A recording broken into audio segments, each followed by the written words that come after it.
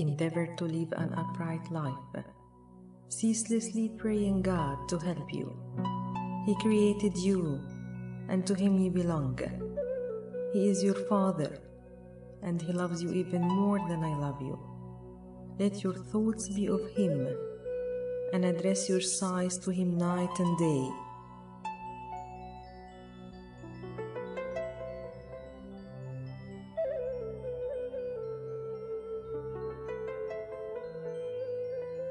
Do not wrong or hate your neighbor, for it's not he that you wrong. You wrong yourself. Rather love him, for the Great Spirit loves him, even as he loves you. Do good to him, thus adding to his days of happiness, even as you then add to your own.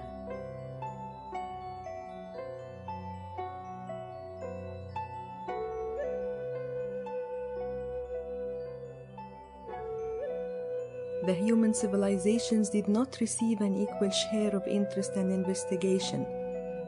Some civilizations left behind structures, monuments, and records, which made the work of historians and archaeologists more manageable.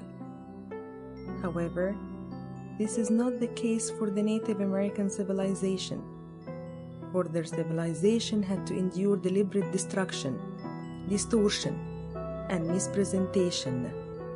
Furthermore, the evolution of a false stereotype made them extremely reserved on presenting their civilization, lest they suffer misinterpretation and mocking that are past bearing. The history of Native Americans, thus, is not to be introduced in terms of strict dates, places, and figures. The Native American civilization is more about their way of life, which strongly revere nature and Mother Earth, as well as having a strong connection with their Creator.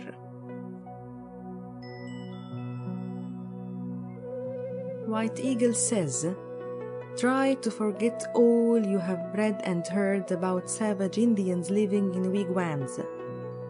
Not all Indians were nomadic. The Indians of whom we speak had beautiful buildings, beautiful homes. In spite of all the mispresentations, our ancient Indian brethren are simple at heart, so simple and loving and gentle. They were men of character and strength of purpose, possessing great courage and endurance.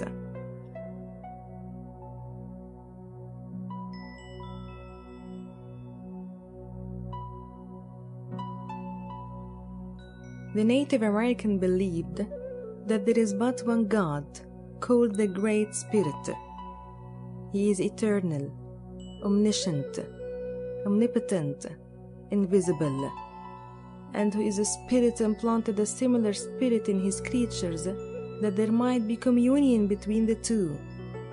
He understood the Great Spirit to be a being not far removed from earthly life, but in fact present in all creation. All the aspirations of the American Indian people went out to this great white spirit. They recognized God in all his manifestations in life, in the growing corn, in the falling grain which is so vitally important to them, in the warm sunshine, in the trees and the flowers. In all the natural life of their world, they recognized the giver of life, the provider of food. The great white spirit was everywhere for them. They were taught to look at the animals and birds, trees and bushes and flowers, and even the very stones, and see God, the Great Spirit in them. To them, the beauties of nature were a living expression of the love of the Great Spirit and his eternal presence, and thus a vital part of everyday life.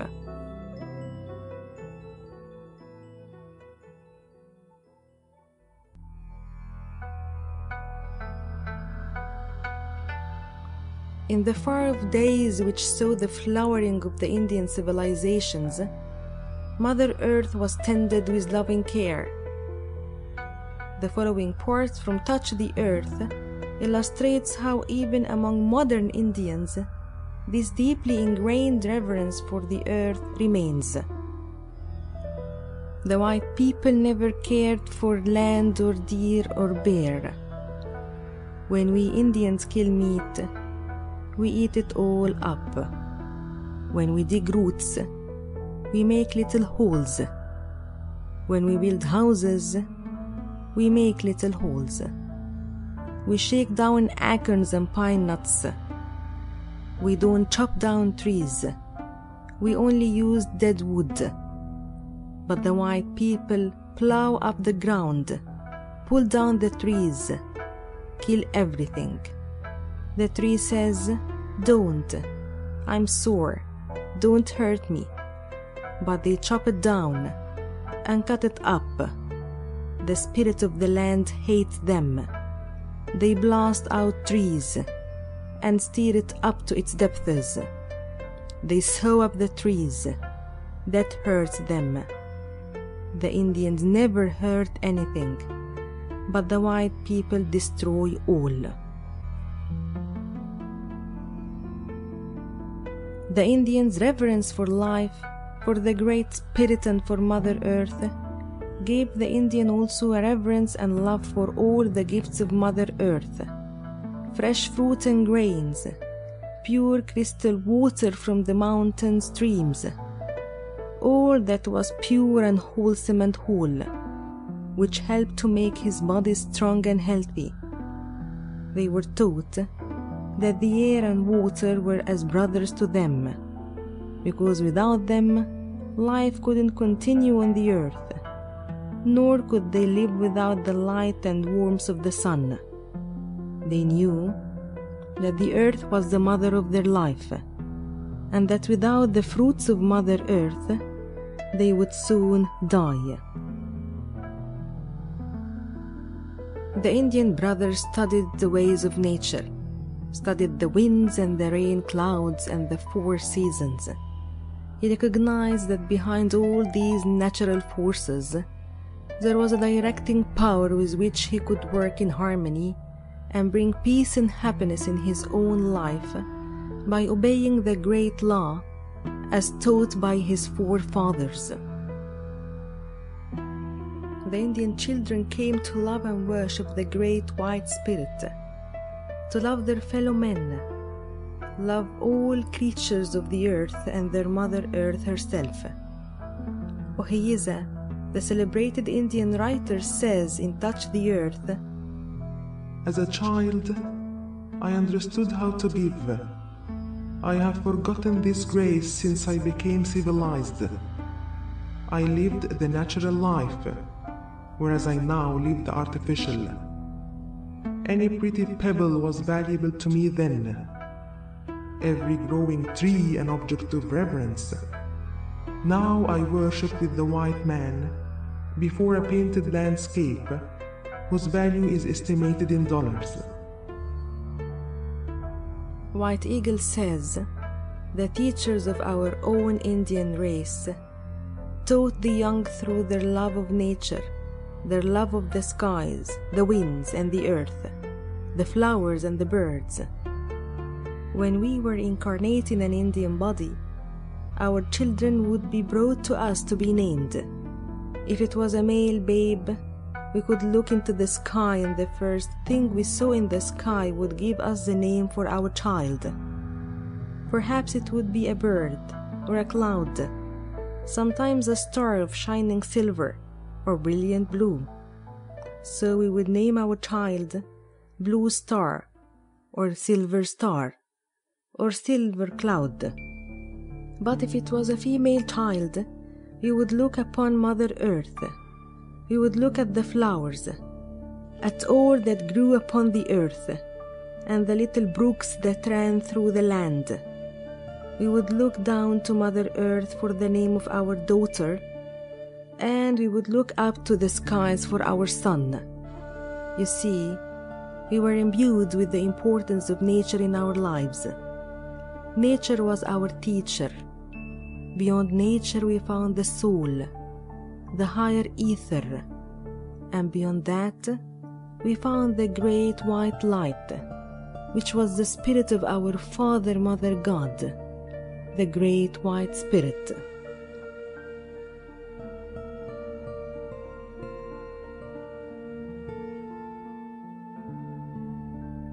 White Eagle says, we recognize in the continual sowing and reaping of the harvest the sequence of the seasons, the birth of our young, an assurance that our own lives would continue after death. In the very early days, the physical remains of a family were always buried in a circle, symbolizing the eternity of life and God's love, and the fact that rebirth follows death as surely as spring follows winter.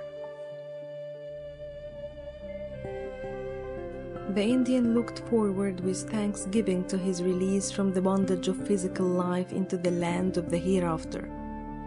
Our Indian brothers knew when their time was coming, and bade farewell happily, serenely, to their friends to be left on the earth plane.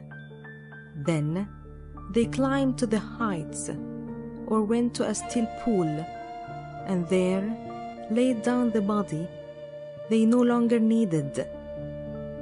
This way of living and of dying will come again when man has learned to be more still, to have more faith, and when he has found the wisdom which will come to him when he has learned to love all life, and above all to love God. Every Indian had his own death song, which he quietly sang in preparation for the great transition of death, a song of courage and thanksgiving which helped him to go forward into his new life with fortitude and equanimity. One Indian chief said that his death song was the same as that of the 37 Sioux patriots who were executed in Mankato, Minnesota in 1862 for seeking to drive the invaders from their country.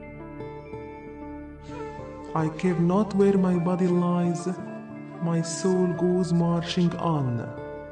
I care not where my body lies, my soul goes marching on. Ernest Thompson Seton tells us in the Gospel of the Red Man, the Red Indian believed that the soul of man is immortal. Whence it came into this world or whither it goes when it departs, he doesn't know. But when his time comes to die, he should remember that he is going on to the next world. What the next life contains for him, he has no means of ascertaining. Nevertheless, he shouldn't approach it with fear and trembling, repenting and weeping over such things as he has left undone, or such things as he shouldn't have done. He should rest assured that he has done his best with the gifts and the limitations that were his, and that his condition there will be governed by his record and his behavior here. Therefore, let him sing his death song and go out like a hero going home. White Eagle tells us the Red Indian people were well aware of the hereafter and the etheric world. They certainly didn't need to be convinced by a medium that there was a hereafter. The Indian child was brought up with this knowledge. The Indian had no such fear of death as the modern world has. And among the American Indians, you will find evidence of communications from superior beings in the world of spirit.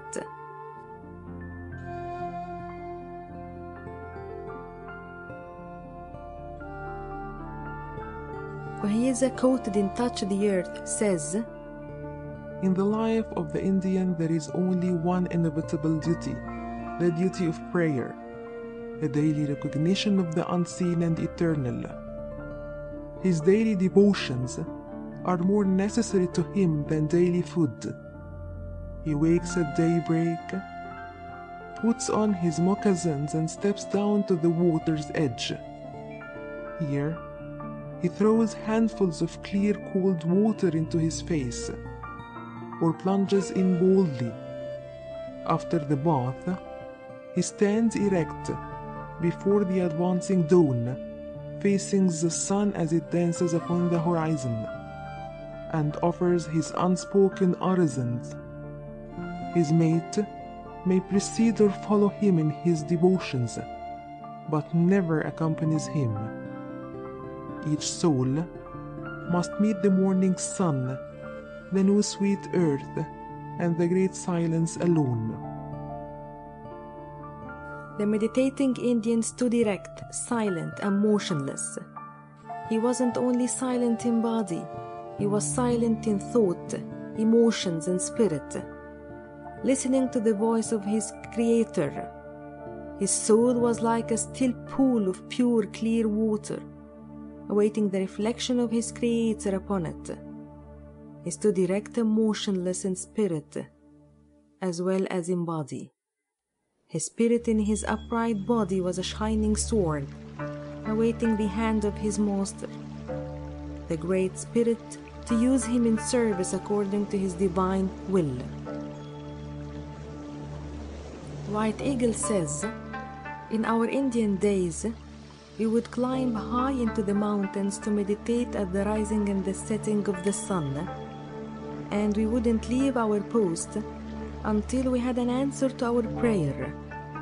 We did not attempt to solve our problems amidst noise of the campfire, but repaired to the mountain top. The young Indian sought out the highest summit in the surrounding area for his meditation. Symbolically, this means he made a conscious effort to reach the highest possible point of spiritual consciousness, there to commune with the great white spirit in his own inmost being. Maintaining a strong relationship with the spirit world was taught to Indian children. They were taught from childhood how to listen to the spirit world. In order to hear the voice from the world of spirit, they were taught first to listen to the people on the earth plane, give their whole attention to the one who was speaking to them.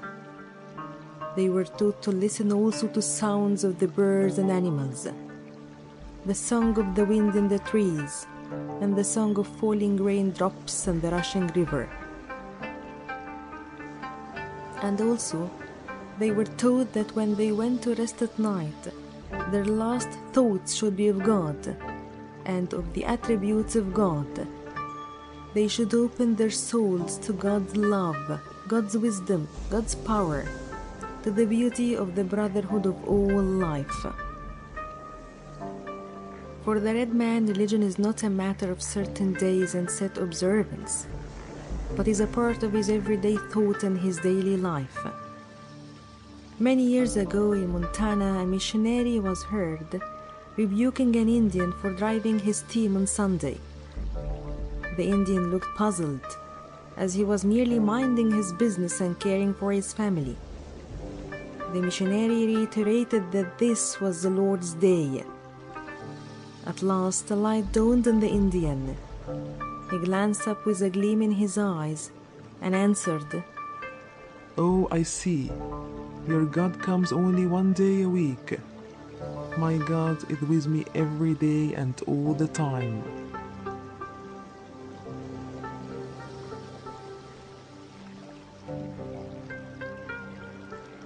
Indian chief Luther Standing Bear, quoted in Touch the Earth, says, "The old Lakuda was wise.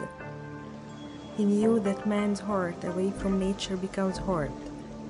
He knew that lack of respect for growing living things soon led to lack of respect for humans too. So he kept his youth close to its softening influence. If a man is cruel to his brother animal, it's only a very short step to being cruel to his brother man." And the Indians' wise teachers showed that a respect and love for all life is essential if man is to live a long, happy and fulfilled life. In White Eagle words, when forced to eat flesh, accepted with a humble and thankful heart, with gratitude to the little brother animal who has supplied that food. How can one equate such a need for brotherhood between all kingdoms with killing, especially with killing for food, as the American Indian must have done? White Eagle says, when man has evolved to a degree of adaptation, when he understands the divine law of sowing and reaping, he knows that he cannot violate Mother Earth without hurting himself, that he cannot slay his brother in war without suffering a similar fate someday, that he cannot slay and eat the animals, and still worse, hunt the poor creatures for sport, without himself enduring exactly the same degree of suffering that he has inflicted on his lesser brethren. It's not necessary for a man to consume flesh for his bodily well-being. In the very early days, before the Indian degenerated into what you call a savage, he lived harmlessly and in brotherhood with all life. He never killed animals for fun, nor yet for sport. He only killed for food, when it was absolutely necessary for survival. When he had to do so, he thanked his brother animal for the food its body was supplying. In other words, the law of love prevailed throughout all American Indian life. The Indians were good people, a fine and noble race, and nearer to the great white spirit in their hearts than many of the educated and sophisticated white people who sometimes enjoy killing for fun, which is a very different matter. As quoted in He Walked the Americas, in the legions of the tribes of the western seaboard, the sainted one, or the teacher of the people, had taught, "Do not kill unless you are hungry, and then ask your animal's forgiveness and explain your great need to him before you pull the bowstring." This was a rule that no red man would be so rash as to ever violate. The following are words said by a red man to a dead deer. "I'm sorry I had to kill thee, little brother, but I had need of thy meat. My children were hungry and crying for food. Forgive me, little brother. I'll do honor to thy courage, thy strength, and thy beauty. See, I'll hang thine horns on this tree. I'll decorate them with red streamers. Each time I pass, I'll remember thee and do honor to thy spirit. I'm sorry I had to kill thee. Forgive me, little brother. See, I smoke to thy memory. I burn tobacco."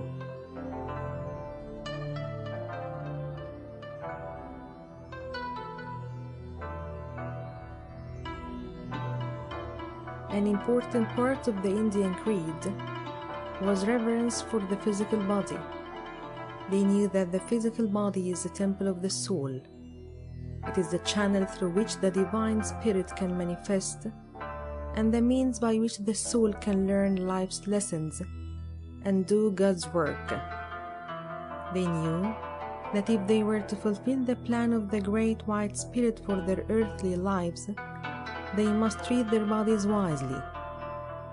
They were taught from childhood to be moderate in all things, and to shun all forms of physical indulgence, and strove always through strict physical and mental discipline to keep their bodies in a state of perfect fitness and cleanliness. A Jesuit father, J.F. Lapiteau, said of the Indians, quoted in the Gospel of the Red Man, "They never permit themselves to indulge in passion, but always from a sense of honor and greatness of soul, appear master of themselves." Also in the Gospel of the Red Man, we read these words of the Indian philosopher Uhiyasa, about his people, the Dakotas. Because the Indians were taught that the body is the sacred temple of the spirit, they did their utmost to retain it in the peak condition of youth. Their physical fitness and prowess surpassed that of any other race, possibly because no other race lived as close to nature and the natural way of life intended by the Great Spirit when he created the human body. White Eagle tells us that the Indian's pure way of life enabled him to become not only physically but also emotionally and nervously much tougher than we are today. He adds, "You have asked whether the Indian was emotionally tougher and less sensitive than we are today. And if it was easier for him than it is for the white man, who you say is more sensitive. I think it's true to say that the Indian had developed certain qualities of unemotionalism. Or rather, the Indian did not allow his emotions to overcome him. He had developed a simple and pure spirituality, which meant that he wasn't dominated by his nervous system, as is the white man who lives a more artificial life. The Indian lived close to nature and obeyed natural laws. Man of today is softer than the red man because his life is more artificial.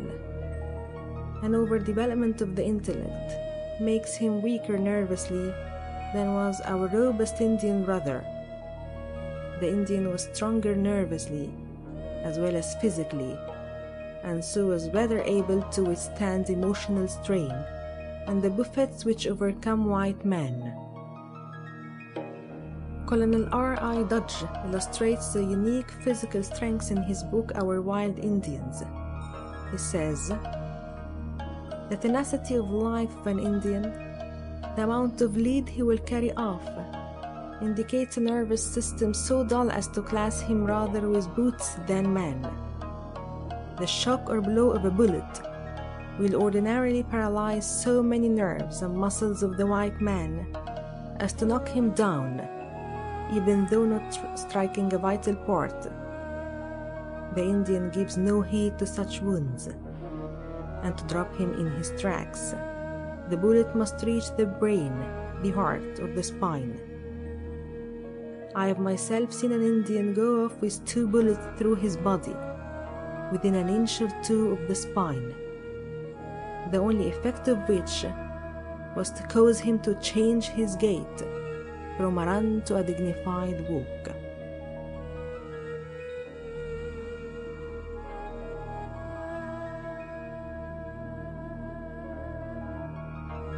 He Walked the Americas presents the following golden rule given to the Shawnee Indians, which is an eastern woodland tribe, by their legendary prophet. "Do not kill or injure your neighbor, for it is not he that you injure yourself. Do good to him, thus adding to his days of happiness, even as you then add to your own. Do not wrong or hate your neighbor, for it is not he that you wrong yourself. Rather love him, for the Great Spirit loves him, even as he loves you."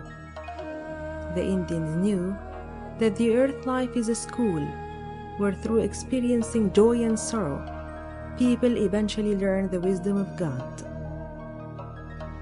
Tom Newcomb, an old scout of the Miles Campaign, who lived with the Sioux under Crazy Horse for some years in the early 70s, said, I tell you, I never saw more kindness or real Christianity anywhere.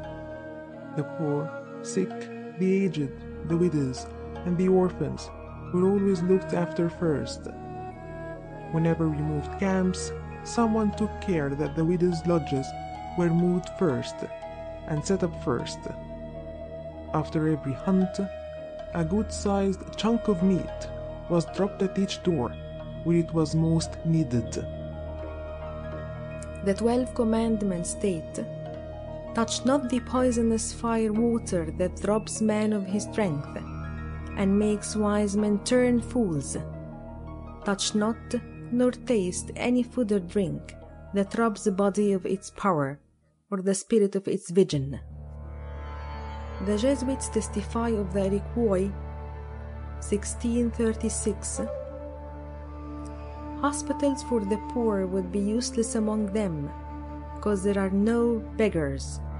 Those who have are so liberal to those who are in want, that everything is enjoyed in common. The whole village must be in distress before any individual is left in necessity. Lafitau, the judicial Morgan in his League of the Iroquois, says, On all occasions, and at whatever price, the Iroquois spoke the truth, without fear and without hesitation. Catlin says, As a rule, they kept their promises to me with wonderful fidelity, often putting themselves to extraordinary exertion and peril. If he gives you his word that he will do a thing, you may safely stake your all on his fulfillment of his promise. I found them absolutely honest, and I left valuable property hung in trees for months, without fear, knowing that no wild Indian would touch it. In his book The Aztecs, Bayard includes the following exhortations of an Aztec father to his son. Endeavor to live an upright life, ceaselessly praying God to help you. He created you, and to him you belong. He is your father, and he loves you even more than I love you. Let your thoughts be of him, and address your sighs to him night and day. Revere and salute your elders, and never show them any sign of contempt. Be not silent to the poor and the unfortunate, but make haste to console them with kind words. Honor everyone, but especially your father and your mother, to whom you owe obedience, fear, and service. Never mock at old men, nor at deformed people. Never lie, for it's a great sin. Slander no one, and be silent in regard to the faults you see in others, if it's not your duty to correct them.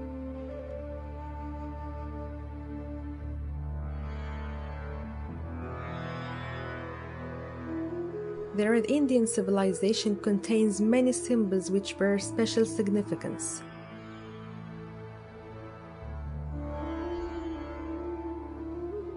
The symbol of the circle and the dot within the circle has always had a special significance for the Indian, symbolizing for him the all-enfolding love of the Great Spirit, the eternity of life, and the universal circle of love and brotherhood to which all creation belongs.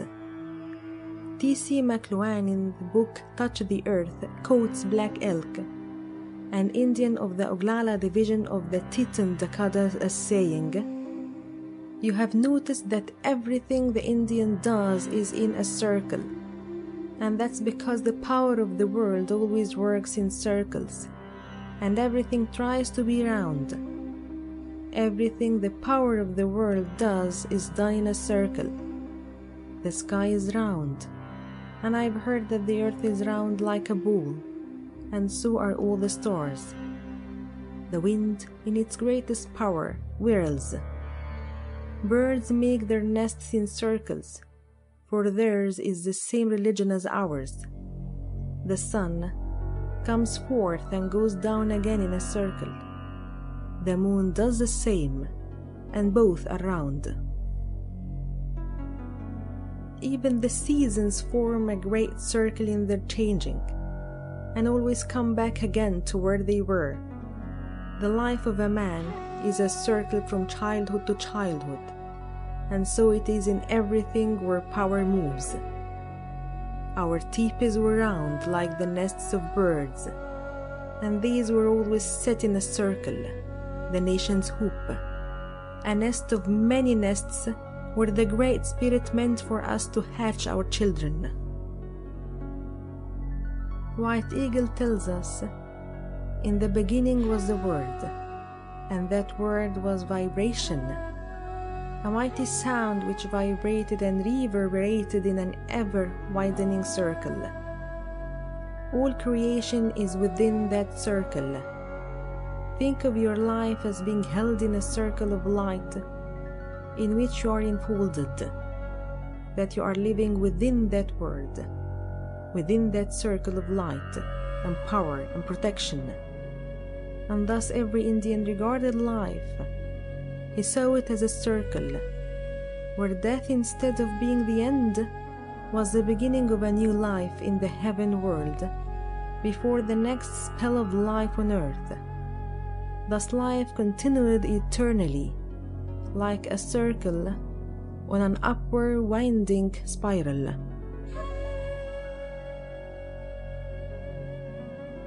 The cross within a circle is one of the common symbols in the Native American civilization.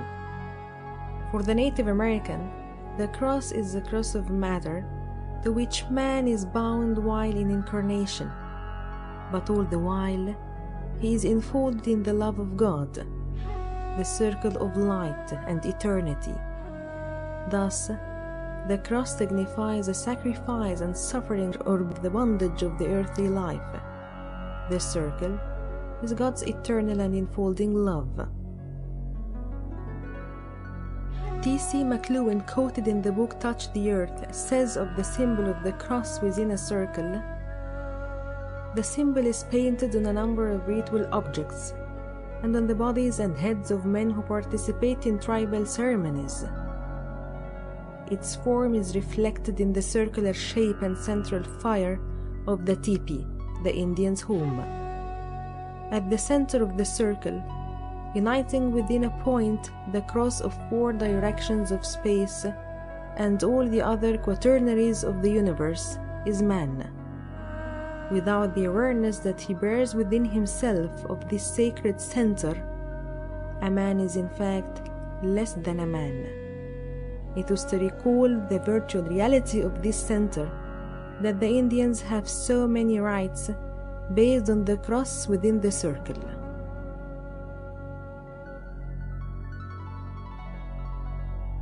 The Native Americans knew that man was wholly dependent not only upon the physical manifestation of the sun, but also the divine life within it, the divine principle it symbolized. White Eagle says, "In days of old, when the sun was a symbol for worship, men believed that the visible sun was an outward visible manifestation of an inward light and love. They knew that the rays of light and power from the sun and its spiritual counterpart, which fall upon the earth and earthed humanity, affects their spiritual as well as their physical life, and they were able to harness and use this solar force for their spiritual as well as their physical well-being. They were taught that they also had within themselves a sun, which radiated from the heart.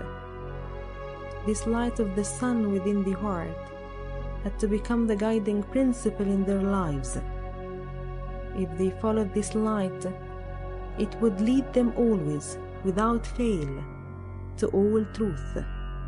It would reveal the way to unfold the soul powers, which would bring them into touch with planes of life beyond death."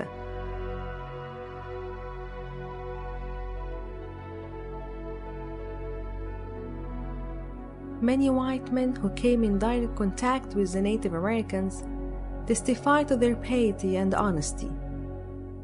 In 1834, Captain Bonneville visited the Nez Perce and Flatheads and sums up these wholly primitive Indians.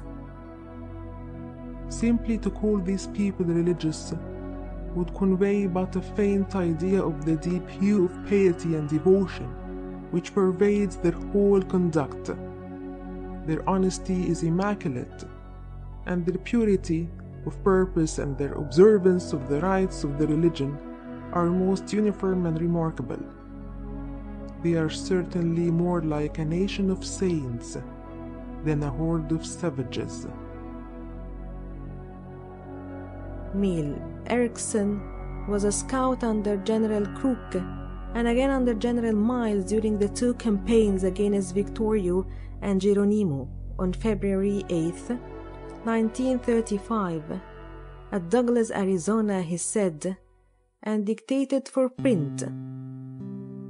If I had known then what I know now about Indian character, I would have deserted from the American Army and joined up with the Apaches. General N.A. Miles himself described the Indians as the most heroic face the world has ever seen. In his book Ancient Life in the American Southwest, Dr. Edgar L. Hewitt says, in aesthetic, ethical, and social culture, the Indians surpassed their conquerors. He adds, it's to the glory of the American Indian race that it developed a type of government entirely different from that of the European and more effective. The welfare of the people was the supreme end of the government. Professor C.A. Nicholas of the Southwestern University, Georgetown, Texas, a profound student of Indian life, said in reference to the destruction of the primitive Indian, I'm afraid we have stamped out a system that was producing men who, taken all round, were better than ourselves. In the Gospel of the Red Man, Ernest Thompson Seton says, in the summer of 1912, I met Father A.M. Bede, a Jesuit missionary at Standing Rock, Fort Yates, North Dakota. He had gone there 25 years before, an enthusiastic young religionist, convinced that the highest calling on earth was that of missionary. His noblest triumph would be the conversion of these Indians to his particular form of Christianity. After learning their language and studying their philosophy, Bede admitted that they were a noble race with high standards of religion and ethics. He admitted to me that the Medicine Lodge of the Sioux Nation was a true Church of God, and we have no right to stamp it out. So he abandoned his role as missionary and studied law. After some years, he was admitted to the bar of North Dakota and became permanent official advocate in all cases involving Indians that come into court, as he realized that the Sioux were worshippers of the one true God, and the religion was one of truth and kindness.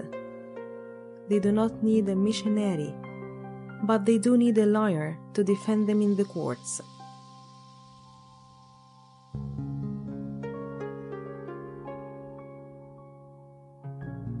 A comprehensive review of the Native American civilization would but reveal that the religion is quite similar to many other creeds. After a careful reading of the manuscript of the book The Gospel of the Red Man, a Jewish rabbi said, "But this is straight Judaism." The book was also introduced to some Christian religious leaders who all admitted that it was nothing but the teachings they present in their churches. A superficial view of Native Americans may unjustly recognize them as a group of heathens, while in fact they are a truly religious nation who, through their pure innate nature, recognize that there is but one God, with whom they maintain a strong connection in all aspects of their life.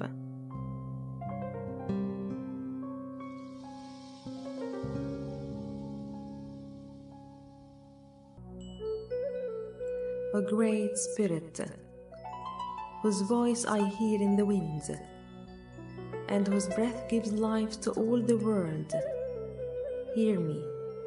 I'm small and weak. I need your strength and wisdom. Let me walk in beauty and make my eyes ever behold the red and purple sunset. Make my hands respect the things you have made, and my ears sharp to hear your voice. Make me wise, so that I may understand the things you have taught my people. Let me learn the lessons you have hidden in every leaf and rock.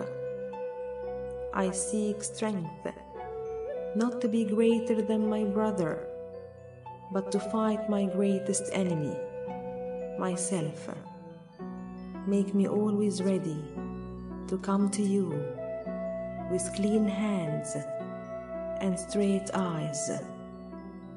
So when life fades, as the fading sunset, my spirit will come to you without shame.